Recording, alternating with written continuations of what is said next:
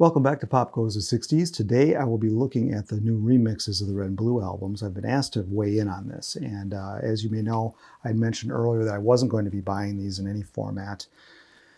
And I've just reached the point of saturation with some of this stuff, so I don't feel the need to buy it, although some of the packages look pretty sharp. They always do a nice job on some of this box stuff, but I'm sitting this one out, and I've been listening to stuff online, and I wanted to take some time and listen to them over the course of a week or two. But what I also wanted to do was to go back and revisit some of the earlier stereo mixes on the albums. So I pulled out some of my old albums just to hear on headphones the hard panning left, right of the vocals and that kind of mix that it's not really in vogue these days. And when I put those on, that isn't the best listening experience, I gotta admit. But they weren't really as bad as I had remembered them to be. And generally, the way I listen to music, I don't listen on headphones all the time. My preferred way is really to just listen in an ambient room. And typically in places where I've lived, I'll have a stereo set up with different speaker sets that I can listen in multiple rooms at once. So as I walk through the rooms, that ambient sound changes. And I just love that. I think the music is the constant, but that ambient sound does change. So when you're listening like that, I think that the remixes aren't going to matter as much, nor will the early stereo mixes matter too much. But if you listen on headphones, I can see where that would be an issue. And I do listen on headphones. Sometimes I'm trying to be quiet, or there's times I do want to really, focus in on something, and I do listen on headphones. And I don't do that as much with the Beatles or anybody really, but occasionally I do. So if you're doing that, I can see these remixes would be of more value to you. And I think the Red album was crying out for remixing for reasons that are obvious. The earlier technology or lack thereof of the recording techniques made it difficult to separate the instruments. Now overall, and I'm going to talk about the Red and Blue separately here, so let's start with the Red. I would say that everything up to Rubber Soul, you've got this issue with the hard panning left or right with the vocals. But by Revolver, they kind of fixed that. They didn't really mix them in that way anymore. So really, this is really an issue up through the year 1965. And when I listen to these remixes, what I listen for is separation of instrumentation. The thing I really I like the separation, particularly of the multiple guitars. So one thing I did like about the Red album here, the remixes, just in general, is I hear more guitar and more clarity in like, I Want to Hold Your Hand, or Please Please Me. So those are things I like. Now, it's somewhat negligible, though. I don't know that I couldn't live without those. I think that's a nice bonus to have. And one of the things that I've always admired were the Beatles instrumentation. So whenever I can hear more of it, I typically like that. Now I should probably bring up the original, one of the original remix jobs, which was the Yellow Submarine song track. That was something that I was really surprised with, and I really liked what they did with that. They went a little further with the remixing. So once they came around to do these remixes of the box sets, starting with Sgt. Pepper, I expected them to go that far. And when I mean that far, I mean to my ears anyway, it was, just a more spacious mix, more separation of the vocals, or of the instrumentation. But it didn't get too spread out. I thought the volumes were all quite good on that. And then once they started doing the album by album remixes, and now up through the Red and Blue and this hodgepodge of they're doing some songs here and there, I don't feel that they took it that far. So the question is, well, should they have done it at all, So that was, the Yellow Submarine song track was somewhat of a blueprint for me, and it trained me to be listening for certain things that I really didn't hear and was expecting to get in subsequent remixes. Now, I am not an audiophile. I've never been an audiophile. I probably never will be. I do appreciate some of the detail of it. I mean, my stereo here, it's all early 90s stuff. You can't see it. I'll have to show it to you someday. But I have mid-grade stuff. It's good stuff. I got a real good set of headphones, so I can generally hear what's going on. If people make comments on these new mixes, hey, this is here, this is gone, this is missing, I can usually pick up on that without any prompting. Although some people will tell you that, hey, it's warmer to listen to the vinyl. Then I mean, I'm not going to tell you that because that's getting a little bit, that's farther than what I can help you out on. Let's put it that way. So, yeah, I am not an audiophile, but I think the general Beatle fan who would buy this is also not an audiophile. So it comes down to personal taste, I think. And I think, and that's what I'm going to talk about here. I'm going to talk about a couple songs individually, just go briefly over some that really stuck out. And let's start with the Red album. All right, so song number one. Okay, Love Me Do. I was a little disappointed that they used this version of Love Me Do. This is the UK single with Ringo on drums. In the States, we were brought up on the Andy White version with Ringo on tambourine, and I think that is by far the superior version. Paul McCartney's vocal is way better. So obviously they stuck this in because Ringo still has a little something stuck in his craw from not being used on that session. So I think that was a mistake. But anyway, it sounds pretty good. I just wanted to bring that up. That's more of a political issue than really a remix issue. I know people have been a lot of complaining about She Loves You. You know, I'm okay with the remix on that one. I'm not really sure what people are expecting on some of these very early tracks, other than to just have more separation of, a better balance of the vocals. I think so long as they can give that, I think that's probably a win. I'm not sure what other people are looking for. Obviously, as some of these songs, the instrumentation lends itself to some remixing better than other songs do. Okay, next song, let's jump into the song that really bothered me. This is the only song that I would say bothered me across both versions, Red and Blue, and that is A Hard Day's Night. You know what's bothering me? They added a drum beat to the introductory chord. They added a drum beat. The most important chord in rock, and they muddied it up with a drum beat. It's not needed. So if you listen to it, there's a drum hit right there. And I'm like, what the hell? I mean, that is the most unneeded thing in a mix that you would ever need. I mean, please weigh in on this. I don't get that at all. And maybe, were they like trying to be so democratic to let, well, we got John, Paul, and George adding to that chord, which is brilliantly done. And let's get Ringo in there. Is this where the democratic approach really detracts from the final product? Perhaps, if that's what they were aiming at. But what would possess you to change that chord in that way? I don't know. Maybe some of you think I'm overthinking it, but I just love that chord. And I think if you were going to make it clearer, that's one thing. Separate the guitars, okay. Adding the drum beat, they took it too far. If I Needed Someone, this is a particular favorite of mine. I've always loved this song. And the thing I noticed about this song is that the solo, the guitars are lower in volume. And I'm guessing that, well, maybe they're trying to focus on the three-part harmony. And they've got a whole song to do that with. It's like, well, in the solo, you would focus on the solo because it's the solo. But that was brought down a little bit. I thought that was also not a good idea. We Can Work It Out. The tambourine's a little lower. I thought that was a mistake as well. I think the tambourine just really drives that song. And overall, I guess I've heard people say this, and I don't listen. People say that the drums and bass have been made louder on these mixes, just across the board. And then that with the balance of the vocals, I think that's some of the things they were trying to do by updating the sound. And it's not super pronounced to my ears, but I think that's probably true. I'm more of a guitar guy. The bass and drum, when played together, a lot of it is implied as well. So your mind is going to pick it up a lot more than I think the guitar. So that's just how I listen to it. Okay, I've got a question for you guys. Drive My Car. So there's a version out there of Drive My Car, an old version, an old mix with the rhythm guitar that is audible. And I've heard that it was in the UK version of the Rock and Roll compilation from 1976. And I went so far as to buy one of those, and that rhythm guitar was not evident there. So I know it's out there. You can hear it in the Love version, but I'm looking for the whole song with that. I've read that it's available, but I don't know where it is. So if anybody can tip me off on that, I'd really appreciate it.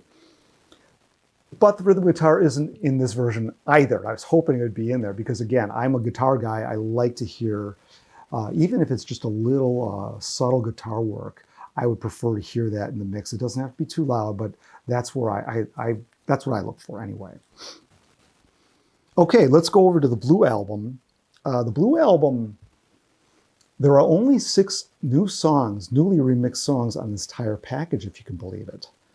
So again, I asked the question, since we don't have the issue with the hard pan vocals on the Blue album, because they had gone beyond that style of mixing even in the 60s, the question is, does this need to be remixed at all? And in a couple cases, I think they did a nice job. And the first song I'll bring up here is Magical Mystery Tour. I do hear more guitar in this. I was really pleased to hear that. And I think everything else sounds pretty good. I don't think they messed with it much. I think that it's just a little cleaner instrumentally. I didn't notice anything louder or anything in the vocals being more clear at all. And so I thought that was good. So when I build my Beatle albums these days, I got them on my computer here, and essentially every album is a playlist. So I'm going to probably use this new Magical Mystery Tour mix and replace the old one. Problem with that is if I'm not listening on headphones, I'll probably not pick up on why I did that. And then as the years go on, I'll probably figure, well, what remix is it? What am I listening to? So I'm predicting here my demise here in the future, and not remembering why I put this mix into my playlist. But that's what I've been doing. So I do upgrade some of the playlists and some of my personal Beatle albums. Another example I've done that with is the song 8 Days a Week. So if you notice on the Beatles 1, 8 Days a Week doesn't have the fade in. It basically starts almost cold, a slight fade in. And I actually prefer hearing that as opposed to the fade in. So that's my preferred version. So I'm sure some of you do that as well. But as you can see, this gets a little confusing. You have to go through every mix like this. It's kind of tedious. And I'll tell you another thing. I don't believe that McCartney or Starr actually listened to every one of these remixes super carefully, taking notes and like we would do. I don't think they do that. And these people that represent the estates of Lennon and Harrison, I don't know how close they're looking at that. I mean, and if they did take all these notes, what change do you make? Well, make the bass higher here, or the drums louder there, and then everybody's got to agree on it. They probably just said, whatever, just stick to this kind of basic remix and just run with it. I know they didn't have a lot of time to do this. I think this was not originally planned out. So I can't believe that they really went over these mixes with a fine-tooth comb. I just would doubt it. And I don't know why they would anyway. I mean, this is more of a fan thing. Okay, moving on to Hey Bulldog. We all like this song, don't we? I thought it was good, but I have a problem with it. In the chorus where it goes, you can talk to me, there's that drum that comes in. This sounds like not a drum anymore. It's changed so much from the original version and from the Yellow Submarine Songtrack version. I don't know why they would do that. I didn't like it. Don't like that at all. It seems that they took that too far. But they did it. Most people, listening to it, nobody would know. But we would probably pick up on that. Okay, Revolution. This is another song that I was really impressed by when the Love soundtrack came out. And the separation of the guitars in that, I was blown away by it. So I'm like, well, how far are they going to take it on this remix? And they didn't take it very far. In fact, when I listened to it, I didn't have the headphones on. I put the headphones on. Like, this isn't that different than the mono. And then I could say, okay, I can tell a little bit, but I don't know. I think it was a missed opportunity. I mean, I get that the original intent of the mono single anyway, which is a pretty strong version of that. And it's loud and it's in your face. I think you can still have it in your face with some guitar separation and allow that distortion of those guitars to bleed. But I think it could do with a little separation, especially if you're doing a remix. What's the point of doing a remix if you're not going to do something like that? So that's my question for them. So yeah, I mean, that's one case where I would just stick with the mono. Old Brown Shoe, you know, I noticed there's some more ad-lib yelling and stuff in there, and I think some people find that kind of fun. I could take it or leave it. So that was something that Old Brown Shoe I like the song, but it's never been instrumentally a favorite of mine, so that's why I didn't listen to that closely through the years. Some of the other newer mixes, like Fool on the Hill, it sounded pretty good to me overall. And then we have I'm the Walrus, the most polarizing of all these remixes. Now, generally, when I listen to Walrus, so this is the first one I listened to because I heard all the talk about it. So what I would do is I'm sitting here in this room. I've got my speakers here. You got one back here and I got one over here. And I also have the music coming through my headphones. So I got my headphones on and the music's also coming through the speakers. So I'm listening to the vocals on the headphones. They sound a little muffled to me. They sound more tinny. But when I take the headphones off and hear it in the ambient room, it sounds perfectly fine again. So this is that case where I'm like, if I'm listening on headphones, I just feel like I'm more critical of it. And then I put on some of the older versions, and they don't sound that different to me. I mean, it's closer than I thought. And I think when we hear it's being remixed, I mean, maybe I'm hearing stuff sometimes. But anyway, let's get to the end of the song, because this is where the people have the most problem. Now, a couple things about the end of this song, the fade out. Now, I would say that the fade out of I'm the Walrus is probably the least important part of the song. But it's so important. You know, why would you mess with that? Now, I think that maybe Giles Martin, he found some other stuff and said, hey, check this out. Let me do this for you, see what you think about it. They said, yeah, go with it. And they liked it. It's probably that simple. Here's the thing I don't like. There is something very special going on with that coda, and it's called a shepherd tone. Now, I learned this from a colleague of mine here on YouTube named Vinny Caggiato. He's got a great YouTube channel called Vincognito, and he did a whole hour discussion on musical breakdown of I Am the Walrus. And he talked about the shepherd tone, and what that is in the end, you have this ascending melody with descending chords. And this is an auditory illusion where it sounds like it continues to go up and up and up, but that's not what's going on. It starts over, but the ear can't pick up on that. That's called a shepherd tone. And that is something that is very cool. That's a George Martin thing, and I don't know if he just did it naturally, but we lose that with this new mix, and I think that's a shame. One of the things I would also bring to your attention with regard to Magical Mystery Tour as an album, or at least the 6 songs on side 1, is that the fade outs of the songs, I think, are important because they were written, I think, as incidental music to a soundtrack. So the Beatles are not a jam band, but what they can do is they can start to create in these spaces that need extra stuff in them, and they can add these little things. So the end, the coda or the end fade out of Magical Mystery Tour is a perfect example. Or Flying. You get the piano, you get this echo, you get some mellotron. And I'm the Walrus, everything but the kitchen sink is in there. So I think that messing with the fade outs on Magical Mystery Tour might be a little more sinister than some others, just because of that soundtrack part of it. And it's an album I've listened to a great deal, and when you listen to it so much, when it's not there, it just feels wrong. So that would be my comment on I'm the Walrus. You know, are these new mixes going to be the ones that are remembered? I remember during the anthology that McCartney was worried that the outtakes were maybe going to be remembered instead of the real songs. So far, that's not turned out to be the case. And I would say that with regard to all these different remixes, I think it does get kind of confusing. So just on the Blue album, there's only 6 newly remixed songs on it. All the other ones have been remixed in various forms. The other Magical Mystery Tour songs were remixed on this thing, which I always forget about, OnePlus. This is videos. This is 2015. And Free as a Bird and Real Love were even enhanced on here.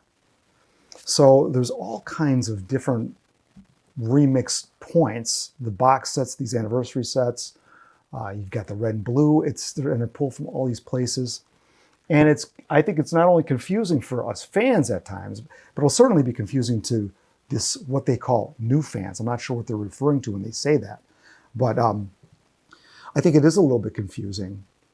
I would say another thing I would bring up is that when you are listening to a remix, do you listen to it as the album all the way through? Is that the best way to listen to the remix? In other words, an entirely remixed album? It seems to me there's going to be a certain way they approach remixing the album as opposed to remixing each song individually. So when you have this all put together on a compilation, the remixes might seem more all over the place. So I don't know how you listen to it. I mean, that's just an observation that I think that if you're going to listen to a remix at all, maybe it is just the album all the way through, because then you can maybe compare those. I don't know. Now, the other thing I also want to mention, this idea that these new people, these new fans, they're trying to make it more listenable for them. I think the vocal thing is a legitimate gripe, but again, if you are a fan, if you're a new fan, and you're getting into the Beatles, I think you've got to kind of figure out the mono versus stereo thing. You know, I mean, remember back in the 80s when Ted Turner was colorizing black and white movies? Well, at that time, the research said that, hey, most people, they don't want to watch a black and white movie because it's not in color. Therefore, let's color them. So they did that. And there was a backlash to that because fans, film buffs, and people that weren't, I would even say film buffs, just people that understand art, I think defer to the original. There's a purist approach to it that, however the artist intended for it to be, you know, lack of technology and all, that's what we're going to go with. And most collectors, I think, go that route. I'm a collector of a lot of things, not just music. And collectors, time and time again, like to go with the original. So this idea of remixing for these new fans, my guess would be these would be the temporary fans or the fair weather fans. I don't know if these are long-term fans. And in the end, new fans aren't going to listen to a song because it's a great mix. They're going to listen to it because it's a great song. So I think that's really the bottom line of all this here. And, you know, where do you take this? I think that a lot of these new mixes are just going to be forgotten. They're not worth doing, but, you know, I'm not sure. I guess they could just remix some songs and not others. But, I mean, it's really it's impossible to please everybody. And maybe going in, that's something they should have considered and perhaps maybe not mixing them at all. I don't know. Here's another thing. The technology of today, here's what's going to happen. Here's my prediction anyway. These young fans that they're so worried about, well, there's not a modern sound. They're not going to listen to this. Well, you know what? I think there's going to be an app that can remix it right on the fly. In fact, that technology is already here. So what we're going to have, if not, we almost have it now, we'll be able to remix this on our own with apps. And I just saw a TV commercial last week. It was a Google phone, I think. And they had these two girls talking, and the phone was recording video of them speaking in front of a waterfall. And the phone was able to isolate the waterfall and cancel it so you could just hear the girls' voices. That's what the new kids are going to be doing, or the new fans, or whatever we want to call them. They're going to be using apps to make the listening experience to their liking. There's not a damn thing we can do about it. So is all this remixing? Much ado about nothing? Well, maybe. I mean, it's fun to talk about. It's interesting. But I think that technology is going to pass this by very quickly.